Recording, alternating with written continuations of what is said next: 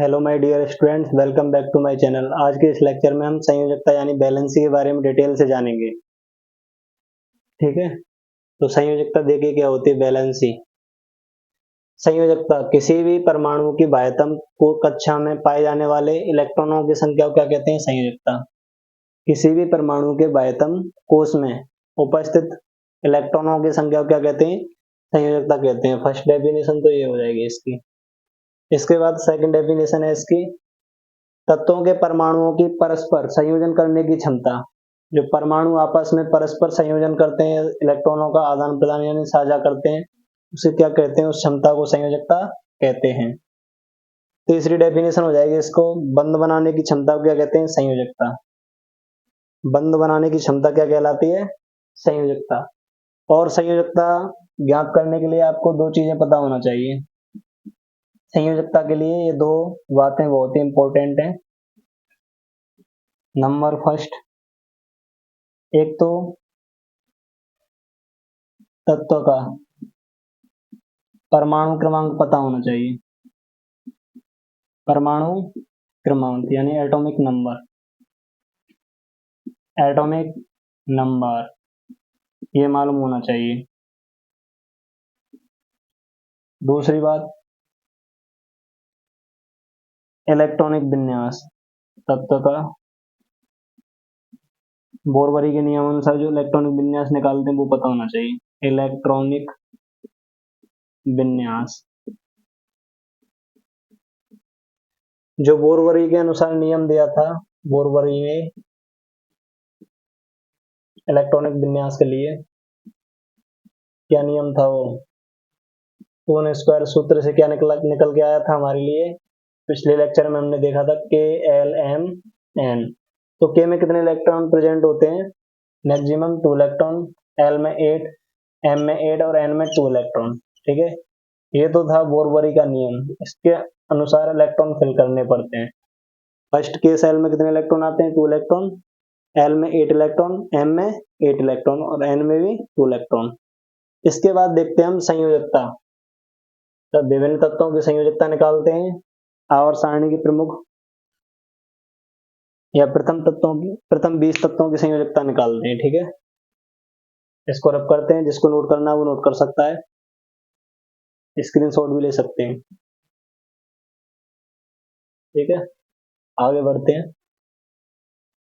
आज इस बैलेंस यानी संयोजकता को कंप्लीट फिनिश करते हैं।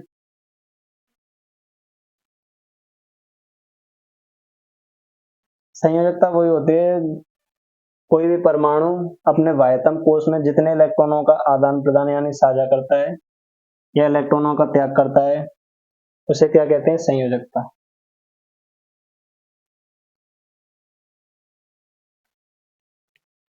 जैसे मान लो, सबसे पहले हम हाइड्रोजन लेते हैं, नंबर 1।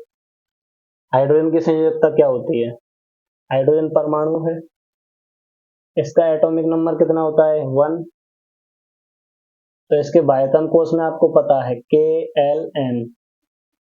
ये कोश होते हैं। फर्स्ट एक इलेक्ट्रॉन है हाइड्रोजन के पास, तो इसके पास एक इलेक्ट्रॉन है, तो पहले कोश K में भर जाएगा ये। तो बाह्यतम कोश में एक इलेक्ट्रॉन है और बाह्यतम कोश में उपस्थित इलेक्ट्रॉनों की संख्या क्या कहते हैं? संयोजकता। तो हाइड्रोजन की संयोजकता क्या हो जाएगी? प्लस की 1। प्लस के 1 संयोजकता। एक चीज और बता दूं आपके लिए, प्लस माइनस की संयोजकता, जो संयोजकता होती है ना, संयोजकता में यदि किसी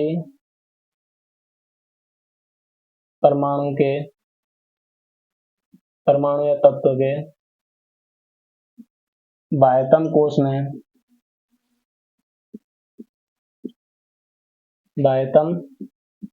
में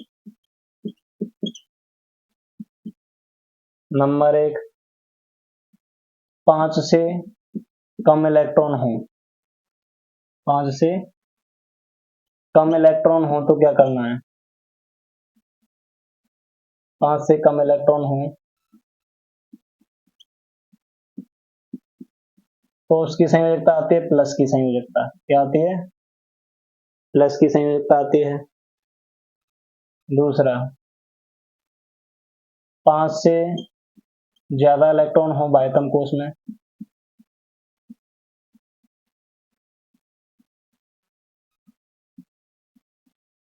तो उसकी संयोजकता किस में आती है, माइनस में। जैसे 5 के बाद 6 7, ठीक है, तो उसकी संयोजकता माइनस में आएगी। इसको निकालेंगे 8 में से, उसके बाह्यतम कोश के इलेक्ट्रॉनों को माइनस कर देंगे, ठीक है, 8 में से माइनस कर देंगे, 8 में से घटाते हैं,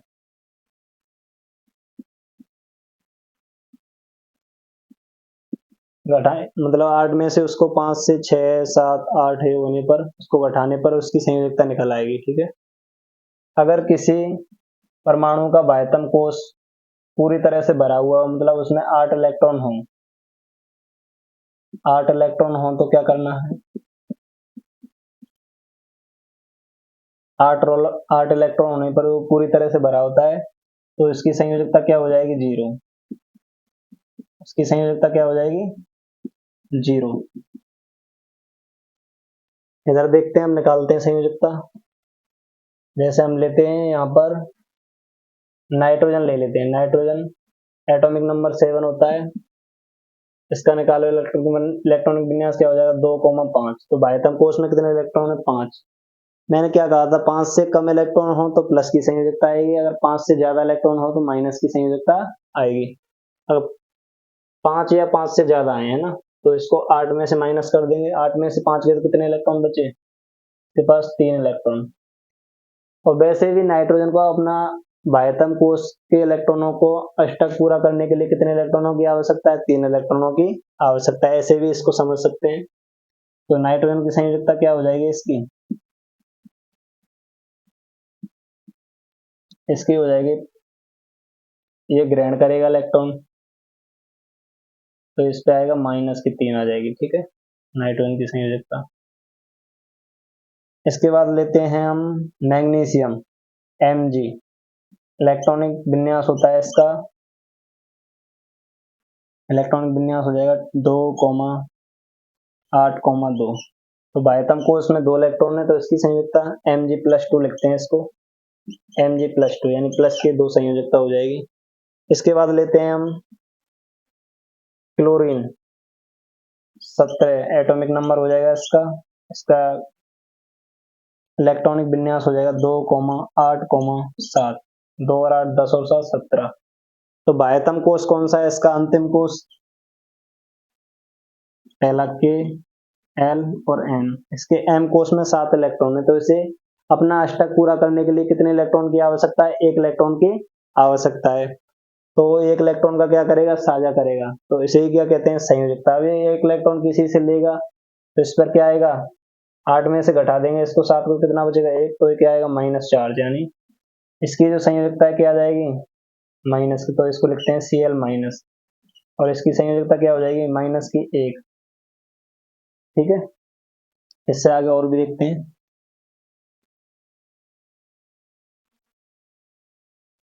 जैसे अब परमाणु ले लेते हैं, परमाणु है ना, परमाणु नहीं अणु, अणुओं की संयोजकता निकालते हैं। जैसे एक होता है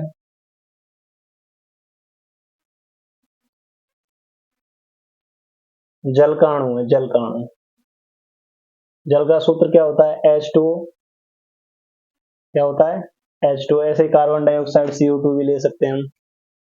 तो हम H2O में हाइड्रोजन की और ऑक्सीजन की संयोजकता देखेंगे क्या होगी। ऐसे CO2 में कार्बन और ऑक्सीजन की संयोजकता, क्योंकि ये 2 परमाणु हैं, एक हाइड्रोजन का परमाणु है इसके अंदर, एक ऑक्सीजन का परमाणु है। ऐसे इसमें कार्बन का परमाणु, ऑक्सीजन का परमाणु। तो ये ऑक्सीजन है जो इसके पास, इसका ऑक्सीजन का इलेक्ट्रॉनिक विन्यास होता है क्या, हाइड्रोजन का तो हो जाएगा 1, ऑक्सीजन का इलेक्ट्रॉनिक विन्यास क्या हो जाएगा, 2,6, और हाइड्रोजन कितने यहाँ पर, 2 हाइड्रोजन है, 2 इलेक्ट्रॉन हो गए। अब इस ऑक्सीजन के पास 2 इलेक्ट्रॉन की कमी है, लास्ट का जो अंतिम उपकोष है इसमें, तो इसका क्या हो जाएगा, अष्टक पूरा हो जाएगा। तो इसकी स्ट्रक्चर क्या बनाएंगे हम, जैसे ये क्या है, ऑक्सीजन का परमाणु, नाभिक है इसका न्यूक्लियस, इसके बारे पहला कोष दूसरा कोष, पहले कोष में 2 इलेक्ट्रॉन, दूसरे में 6, 1 2 3 4 5 6। अब ये 2 इलेक्ट्रॉन किससे लेगा, हाइड्रोजन से। ये हाइड्रोजन का परमाणु है, इसके पास से 1 इलेक्ट्रॉन है। ये भी हाइड्रोजन का परमाणु है, इसके पास भी 1 इलेक्ट्रॉन है। अब इसको 2 इलेक्ट्रॉन चाहिए, तो ये यहाँ से 1 इलेक्ट्रॉन ले लेगा, तो कंप्लीट हो जाएगा, और 1 इलेक्ट्रॉन इससे ले लेगा। इस तरह से ऑक्सीजन के दोनों कोष कंप्लीट हो जाएंगे, ठीक है। और ये इससे ले लेगा, ये आपस में साझा करके क्या बना लेंगे, H, जैसे हाइड्रोजन डबल बॉन्ड से क्या बन जुड़ जाएंगे, एक बॉन्ड से, मतलब हाइड्रोजन जुड़ जाएंगे ऑक्सीजन से, है ना, 2 हाइड्रोजन, ये और ये। इसके बाद देखते हैं जैसे NaCl है, तो इसमें एक सोडियम है परमाणु और एक क्लोरीन है। तो ये क्या करते हैं, एक एक इलेक्ट्रॉन की साझेदारी करके या संयोजन करते हैं, NaCl। अब देखो ये परमाणु हो गया किसका, सोडियम का, पहला कोष दूसरा कोष और ये तीसरा कोष। ये तो हो गया Na प्लस, Na पे प्लस आएगा, ठीक है। इधर आ जाएगा Cl माइनस। ये प्लस माइनस कैसे आया अभी समझना। ये क्लोरीन हो गया, क्लोरीन के बारे पहला कोष दूसरा तीसरा कोष। सबसे पहले इनकी वो निकालें, एटॉमिक नंबर क्या होता है इसका, 11, इसका रहता है 17। पहले कोष में 2 इलेक्ट्रॉन, दूसरे में 8, 1 इलेक्ट्रॉन अंतिम कोष में, ऐसे ही 2 8 और 7। मतलब इसको, इसके पास 1 इलेक्ट्रॉन एक्स्ट्रा है, ये क्या करेगा, दान। 1 इलेक्ट्रॉन क्या करेगा, ये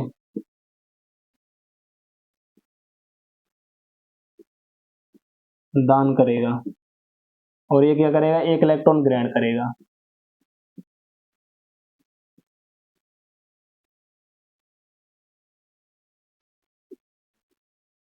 ग्रहण करेगा।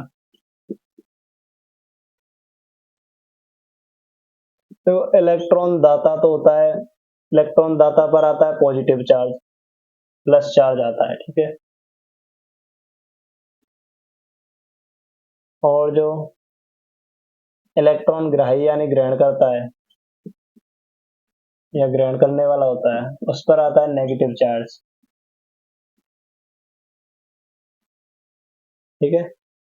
अब देखो इसको भरते हैं इलेक्ट्रॉनों को, पहले कोष में 2 इलेक्ट्रॉन भर दिए, दूसरे में कितने भर देंगे, 8, 1 2 3 4 5 6 7 और ये 8, अंतिम कोष में 1 इलेक्ट्रॉन। इसका देखो 1 2 3, नहीं ये 1 इलेक्ट्रॉन इस दूसरे कोष का आ जाएगा, 1 2 3 4 5 6 7 8।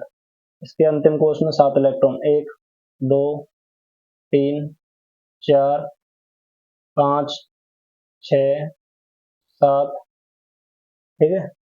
अब इस क्लोरीन को कितने इलेक्ट्रॉन की आवश्यकता है, इसके कोष में 1 इलेक्ट्रॉन की आवश्यकता है, तो ये सोडियम क्या करेगा, 1 इलेक्ट्रॉन का त्याग कर देगा यहाँ से। तो कोई भी 2 परमाणु आपस में परस्पर क्या करते हैं, इलेक्ट्रॉनों का आदान प्रदान से सहसंयोजी बंध बनाते हैं, क्या बनाते हैं, सहसंयोजी बंध। तो ये सहसंयोजी बंध द्वारा जुड़े हुए हैं सोडियम और क्लोरीन। इस तरह से जो सोडियम की संयोजकता है वो कितनी है, प्लस की 1, और इसकी संयोजकता माइनस की है, क्योंकि दोनों की संयोजकता क्या हो जाएगी, 1 हो जाएगी, क्योंकि इसके पास एक एक्स्ट्रा इलेक्ट्रॉन था, इसके पास 1 इलेक्ट्रॉन की कमी थी, दोनों ने आपस में लेन देन कर लिया, तो उनके पास इलेक्ट्रॉन कैसे हो गए, बराबर, ठीक है।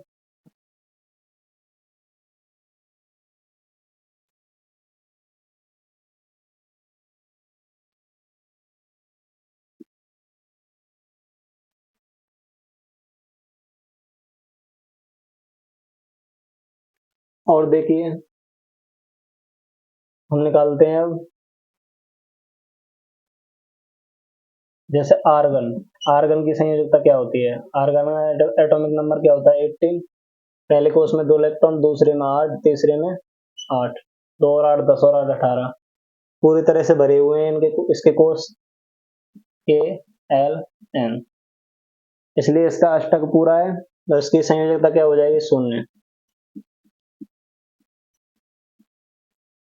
इसकी संयोजकता 0 हो जाएगी। और निकालते हैं, जैसे एल्यूमिनियम की निकालते हैं संयोजकता, Al13। पहले के कोष में 2 इलेक्ट्रॉन, एल में 8 इलेक्ट्रॉन, 8 हो तो 10 और 3। एम कोष में इसके में कितने इलेक्ट्रॉन है? 3 इलेक्ट्रॉन। मतलब इसके पास अष्टक पूरा करने के लिए किसी से 5 इलेक्ट्रॉन तो नहीं ले सकता, लेकिन अपने, क्योंकि इसको बहुत अधिक ऊर्जा लगाने की आवश्यकता पड़ेगी, इतना कष्ट क्यों करेगा ये, इसलिए ये अपने अंतिम कोष में से 3 इलेक्ट्रॉनों को क्या कर देगा? दान कर देगा। इसलिए इसकी जो संयोजकता है, जो दान करता है उस पर क्या आता है? प्लस चार्ज, इसकी संयोजकता हो जाएगी प्लस की 3। ठीक है, बहुत ही सिंपल है संयोजकता। और भी निकाल सकते हैं, जैसे हम निकाले ऑक्सीजन की संयोजकता, ऑक्सीजन का एटॉमिक नंबर 8 हो गया, पहले कोष में 2 इलेक्ट्रॉन, दूसरे में 6 इलेक्ट्रॉन, तो इसका जो अंतिम कोष है, इसको पूरा करने के लिए इससे कितने इलेक्ट्रॉनों की आवश्यकता है? 2 इलेक्ट्रॉनों की आवश्यकता है, तो 2 इलेक्ट्रॉन ये ग्रहण करेगा, किसी से लेगा, तो इसलिए इस पर क्या कौन सा चार्ज आएगा? माइनस का चार्ज, यानी ऑक्सीजन की संयोजकता क्या हो जाएगी? माइनस की 2। और ऑक्सीजन को क्या लिखा जाता है? O-2। ऐसे एल्यूमिनियम को, इसकी संयोजकता कैसे लिखा जाता है? Al+3। ठीक है, तो डियर स्टूडेंट्स, आज के लेक्चर में सिर्फ इतना ही। Thanks for watching. जय हिंद।